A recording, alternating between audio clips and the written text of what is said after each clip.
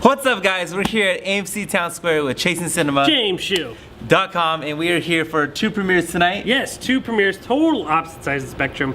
We have the remake of the 1982 classic Poltergeist, and then we have you're already we haven't even talked about it yet. And then we have Tomorrowland, a movie based on the theme park that Walt Disney brought to the world in 1955.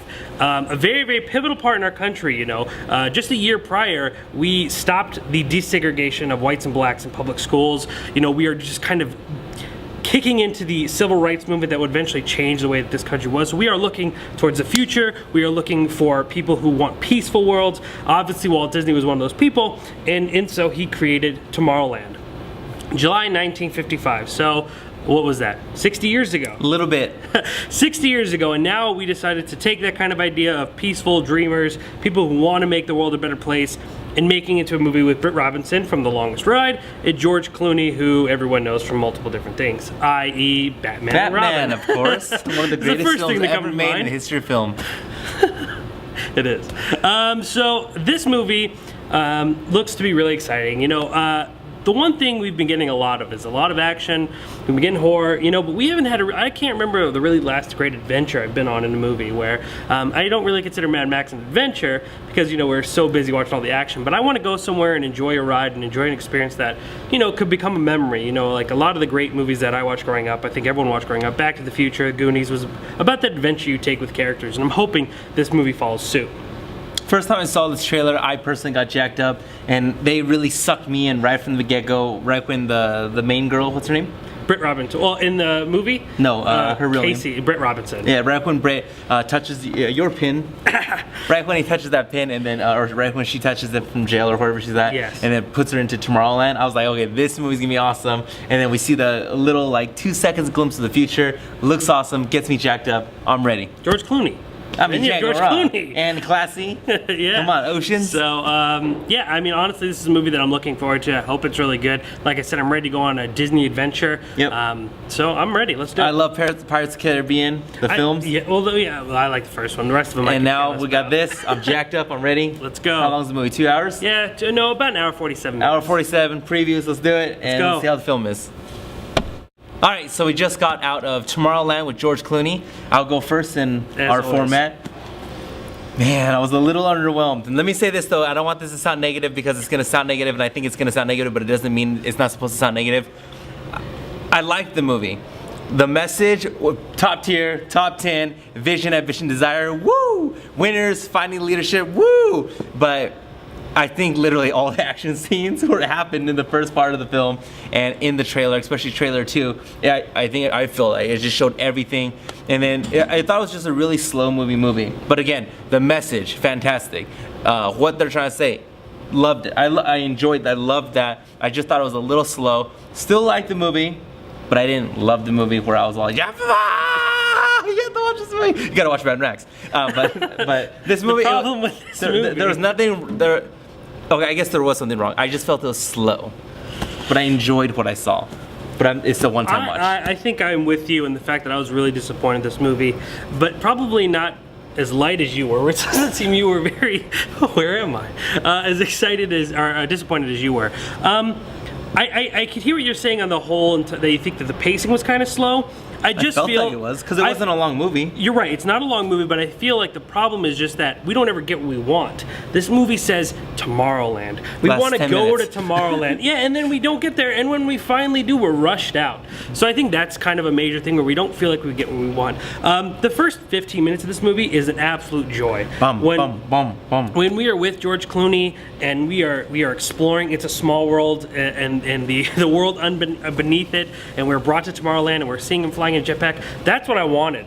And then we kind of get introduced to Britt Robinson's character and find out that she has this purpose. Yeah, she's very pretty. She has this purpose. That has nothing to do with the movie. I'm just saying she's pretty.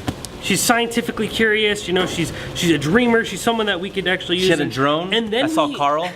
And then we go into this kind of generic runaway road trip where there are robots after her. And I love that. It's fun. See, I didn't like that. And his weird smile, loved it. I felt that that's where the movie kind of really started getting unbalanced with its script, and it just kind of stopped making really fun. It became real generic. And again, like I said, the movie felt kind of rushed towards the end. I enjoyed the theme. I think there was some confusion in the writing. I think that shows in the theme because we have Hugh Laurie, who is saying this, who says this speech towards the end of this film about how, you know, we are running towards our apocalypse and all this stuff. And obviously he's on one extreme, but there are people in the audience going, you know what, he's right. And we have people agreeing with the villain, which happens quite often. You know, sometimes, I just read this list actually on BuzzFeed, the 15 villains that we didn't like, but was actually kind of right.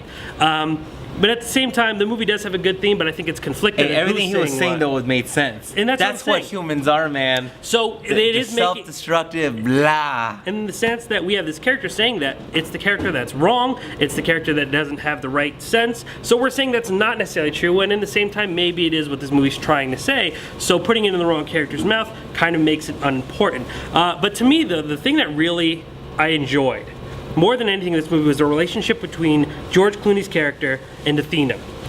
There is a very beautiful chemistry, very odd, abnormal chemistry that just has a lot of heart to it.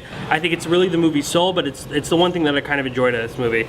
Overall, I, like you, was kind of disappointed because I didn't feel like I was satisfied at the end. You in the sense of feeling it was slow, me in the sense of feeling like I just never got that adventure I wanted. It ended up just turning into a very silly robot chasing them and without much purpose. And I mean, even that's kind of like, wait a minute, why are they so I mean, I wasn't too, and then, you know, gets into really extreme with the Empire State, or not the Empire State Building, the Eiffel Paris, Tower. Eiffel Tower. Thank you. So could there have been enough? Could there have been enough Star Wars plugs? Oh my gosh, we saw a stormtrooper in the background. And we heard the theme song. We had. I mean, come on, Disney. I'm all down for Force Awakens. I'm just saying, we're already in Episode 7. It's all good, man. And from what I heard, they actually cut a lot of Easter eggs to Disney stuff in this movie. So Star Wars was obviously the one that they wanted to keep us saying, hey, remember December. The Force Awakens is coming out in December. But overall, I really wanted to go to Tomorrowland, and I never felt like I really got to visit there. So I think to me, I was a little bit disappointed. I'm gonna have to agree, 100%. Can't, good. How did you feel? Slow. Am I wrong about? Too much.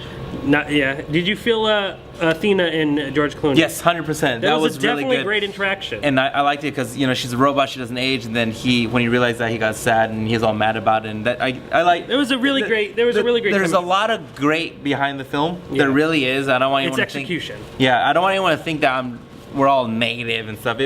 I mean, it Mad Max. But I'm just saying. But the movie's good. Movie comes out the movie was good.